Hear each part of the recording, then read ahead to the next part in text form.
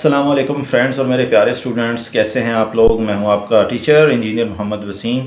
आज जो है वो हम लोग लेक्चर नंबर 16 रिकॉर्ड करने लगे हैं। बच्चों, आज से जो पिछला लेक्चर हम लोगों ने रिकॉर्ड किया था वो प्रोटेक्शन डिवाइसेस के ऊपर था और प्रोटेक्शन डिवाइसेस में हम लोगों ने फ्यूज़ और उसकी डिफरेंट टाइप्स के बारे में हमने स्टडी किया। आज के लेक्चर के अंदर मैं आपको बताऊँगा कि सर्किट ब्रेकर क्या होता है, क्यों यूज़ करते हैं हम लोग और कैसी इसके वर्किंग है, यानी काम कैसे करता है ये।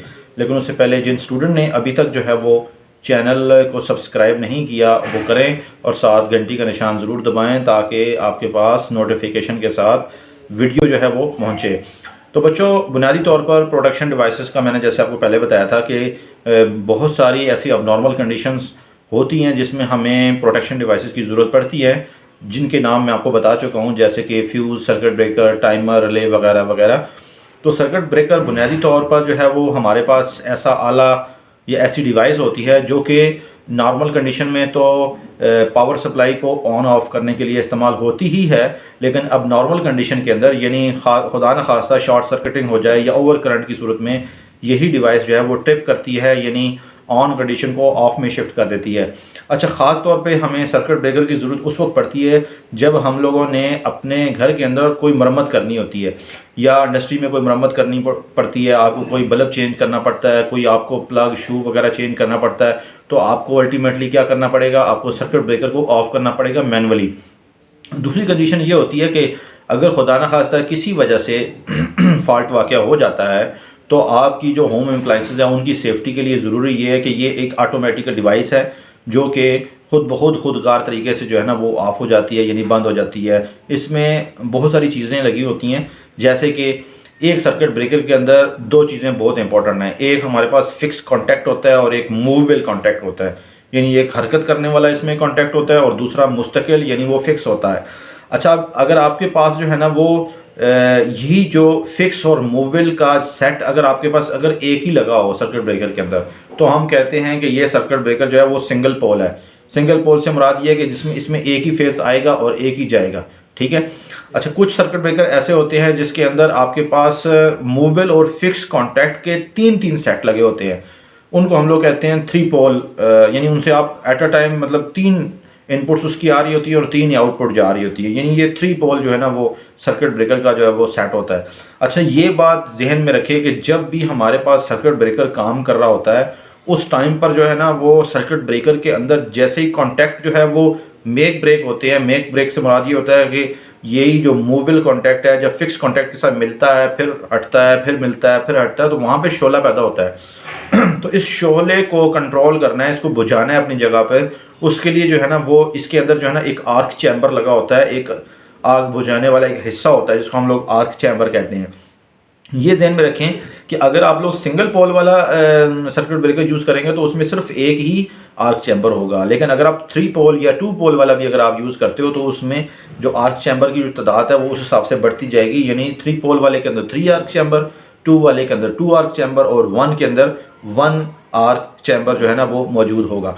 अच्छा, आप एक और बात इसमें ध्यान में रखें कि आपको जैसे पता होना चाहिए कि ये जो मूवेबल कॉन्टैक्ट और जो फिक्स कॉन्टैक्ट है ये आपस से मेक ब्रेक होते रहते हैं। तो वहाँ पे जब शोला पैदा होता है ना तो ये ख़तरा होता है कि यहाँ पर ये आपस में जुड़ ना जाए, इनकी कोई वेल्डिंग ना हो जाए इन दो कॉन्टैक्ट्स की, क्योंकि हमने तो सर्किट को ओपन करना है ना ताकि ओवरलोड की कंडीशन के अंदर हम लोग अपनी अप्लायंसेस को सेफ्टी प्रोवाइड कर सकें। लिहाजा ये ऐसे मटेरियल से बनाए जाते हैं कि अगर मेक ब्रेक हो रहा हो, शोला पैदा हो भी रहा हो तो वेल्डिंग ना हो पाए, यानी दोनों कॉन्टैक्ट एक दूसरे के साथ मुस्तकिल बुनियादों पर ना जुड़ जाएँ। ये बात आप लोगों को समझनी ज़रूरी है। अब हम ये देखते हैं कि ये जो सर्किट ब्रेकर है काम कैसे करता है। अच्छा, बुनियादी तौर पर ना एक सर्किट ब्रेकर के अंदर दो कॉइल्स होती हैं। पहली जो कॉइल होती है ना वो रिले की कॉइल होती है और दूसरी जो कॉइल होती है वो सर्किट ब्रेकर की अपनी होती है। अच्छा, अब कैसे काम करता है, अब जैसे मिसाल के तौर पर हम कहते हैं कि किसी लाइन के ऊपर कोई फॉल्ट वाक़या हो जाता है। जब फॉल्ट होता है तो जो रिले की जो कॉइल है वो एनर्जाइज होती है। जब वो रिले की कॉइल एनर्जाइज होती है तो रिले के अंदर एक लगा होता है प्लंजर, वो उसको अपनी तरफ खींचता है, प्लंजर, ठीक है। जब वो रिले प्लंजर को अपनी तरफ खींचती है तो जो सर्किट होता है सर्किट ब्रेकर का, यानी जिसके साथ सर्किट ब्रेकर की कॉइल लगी होती है, वो क्या करती है, वो जो कॉन्टैक्ट ओपन होता है उस टाइम पर वो क्लोज हो जाता है। जब क्लोज होता है तो जो सर्किट ब्रेकर की कॉइल है वो एनर्जाइज होती है। अच्छा, जब सर्किट ब्रेकर की कॉइल एनर्जाइज हो जाती है तो सर्किट ब्रेकर का भी जो प्लंजर होता है वो अपने जो मूवेबल कॉन्टैक्ट है जो कि फिक्स के साथ जुड़ा होता है, जिसकी वजह से सप्लाई जा रही होती है, जैसे ही अब नॉर्मल कंडीशन वाक़या होती है तो सर्किट ब्रेकर की जो कॉइल है वो मूवेबल कॉन्टैक्ट को फिक्स कॉन्टैक्ट से अलहदा कर देती है। अच्छा, जब वो उसको अलहदा करती है तो सर्किट जो है ना वो ओपन हो जाता है। ये इसकी मिसाल मैं आपको ऐसे समझाता हूँ। मिसाल के तौर पे ये हमारे पास जो है ना वो फिक्स कॉन्टैक्ट है, ठीक है। ये हमारे पास जो है ना वो एक रिले है, ये उसका प्लंजर है, ये यहाँ पे जुड़ा हुआ है, ठीक है। ये यहाँ पे इस तरह जुड़ा हुआ है, ठीक है। तो अब ये करंट जैसे गुजर रहा है, जैसे ही अब नॉर्मल कंडीशन होती है तो ये वाला जो मूवेबल कॉन्टैक्ट है ये इधर से इस अलहदा हो जाता है, तो दरमियान में आप देख लो कि सर्किट जो है वो ब्रेक हो जाता है। अब ना इधर से इधर करंट जा सकती है ना इधर से उधर जा सकती है। तो ये बुनियादी तौर पर वर्किंग प्रिंसिपल है, फिनोमिना है एक सर्किट ब्रेकर का।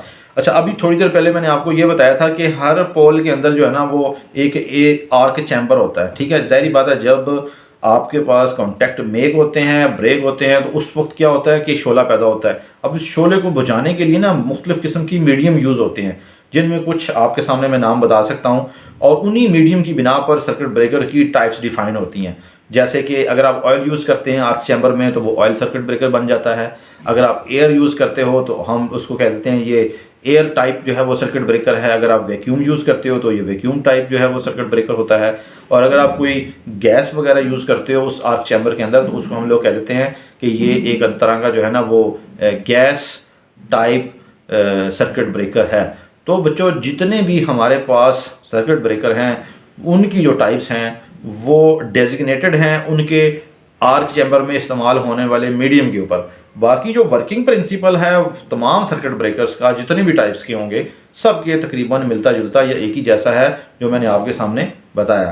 तो दोस्तों, ये था एक छोटा सा लेक्चर जिसमें आपको मैंने अपने तरीके से एक समझाने की कोशिश की कि सर्किट ब्रेकर क्या होता है और कितनी किस्मों का होता है और उसमें क्या क्या चीज़ें होती हैं, what are the construction, working and working principles.